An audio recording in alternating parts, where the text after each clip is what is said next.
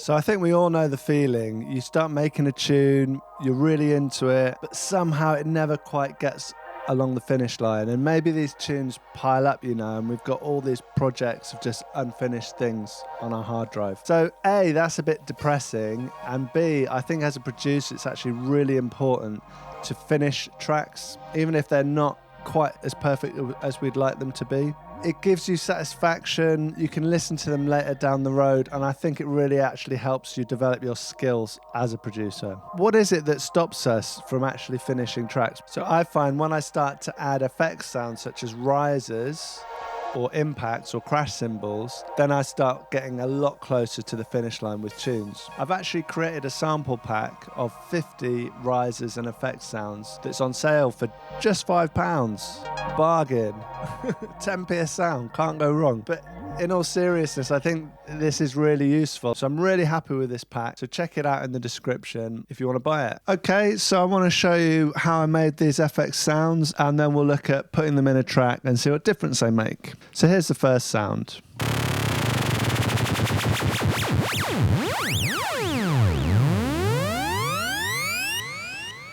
I'm pretty sure this is made with my little Monotron delay. We can recreate it using a soft synth.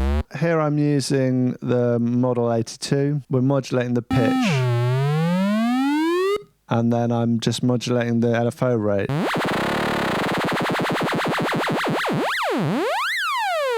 And if we add a bit of delay, sounds even closer.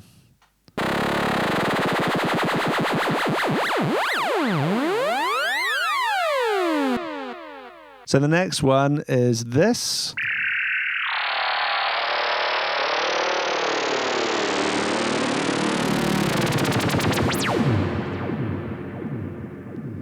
So we've got lots of resonance and quite a fast LFO rate.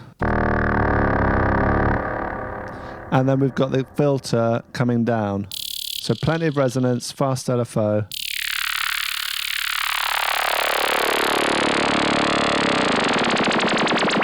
And then lowering the rate. Added a load of reverb and kind of get a similar effect.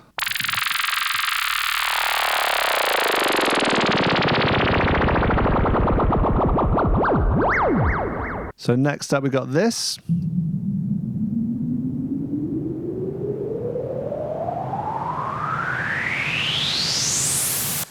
Fairly simple sound. My recreation here, I couldn't find the same white noise sample. So it sounds a bit different, but essentially the technique's the same. So I've just got an auto filter. I've chosen one of these models. I really like using these, and people often seem to forget about them. Fair bit of resonance. And then we've just got a nice bit of automation, just bringing that up, and delay and reverb.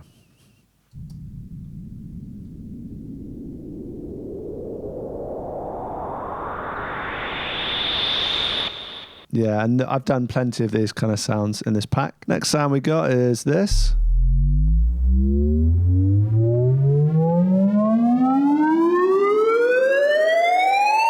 I can't quite remember how I did this. I've actually failed a little bit trying to recreate it here.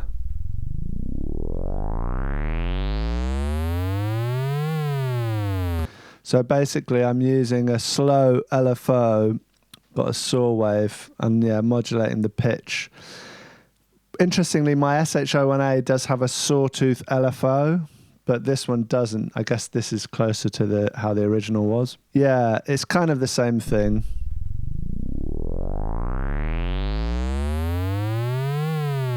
What I might have done is used a different synth and just automated the pitch going up. And then we've got this impact.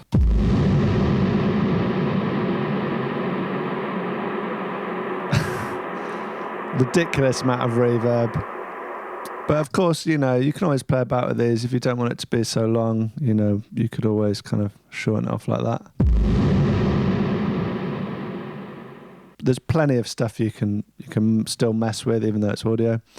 So roughly how I did this is just got a kick, and then we've got a bit of EQ, a nice long reverb. It's got 10 seconds. Bit of saturation and compression just to bring out the reverb tail. Let's have a listen. Maybe without the EQ. And you know, I could play with it a bit longer maybe, a bit bigger.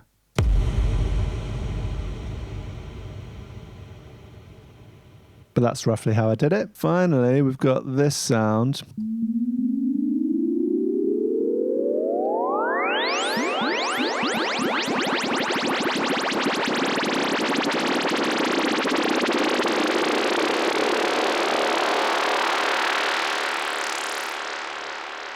I did this on the SH01A, which has the Sawtooth LFO, which gives it that nice sound. And this one doesn't have it. So I've used the Triangle LFO. Starting slow. I'm just increasing the rate.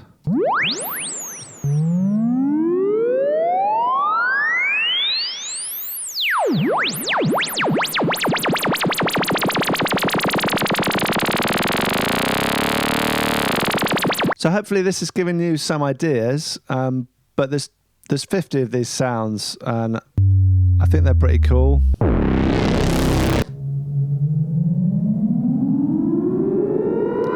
Some are more crazy, some are less.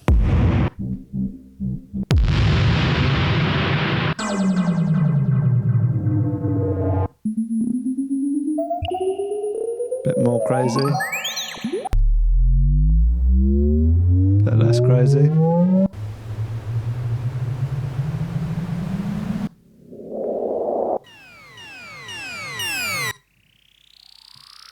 So let's have a listen to it actually in a track. This is a track I did with my man Joe Diamond, big up Joe. So originally I just had these sweeps. And as you can see, I haven't spent a lot of effort. I've just mainly put in these sweeps on the kind of the 8 bar or the 16 bar. And then a classic 909 crash cymbal with just a load of delay and reverb.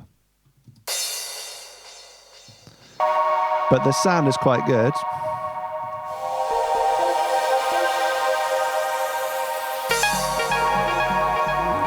And then let's hear it in the track.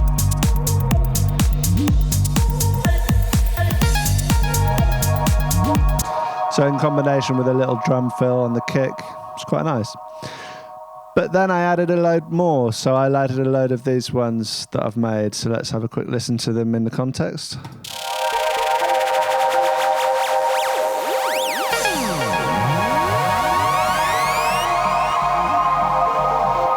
So the way this hits, without that, I've put this high pass filter on it. Without it, it kind of comes in quite abruptly. So I thought it'd be nice to have a high pass filter on it. Might even make it a bit higher.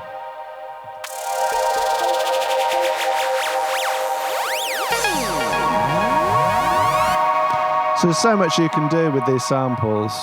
Like for example here, this is quite a long one, and I just cut it off here. And then I put an echo on it. Then I automated the feedback. So it goes over 100, so it starts really feeding back on itself, quite dub style. And then I automated the gain just to stop it going out of control. So let's have a quick listen to that.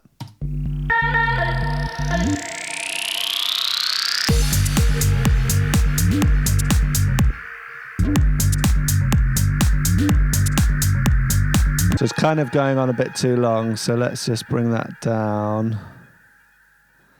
About there, maybe. Something like that. Maybe up a bit here. Let's go for the gusto.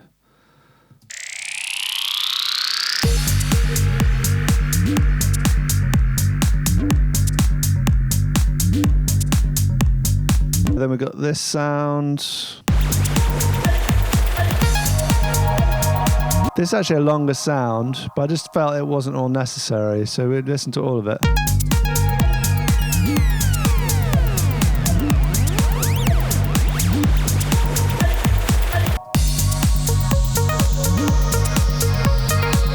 So here, more of an impact, just got this nice white noise sound.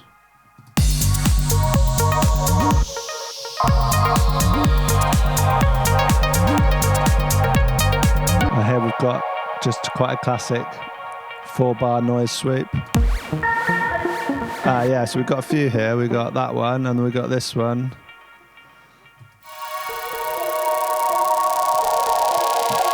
This is just as is.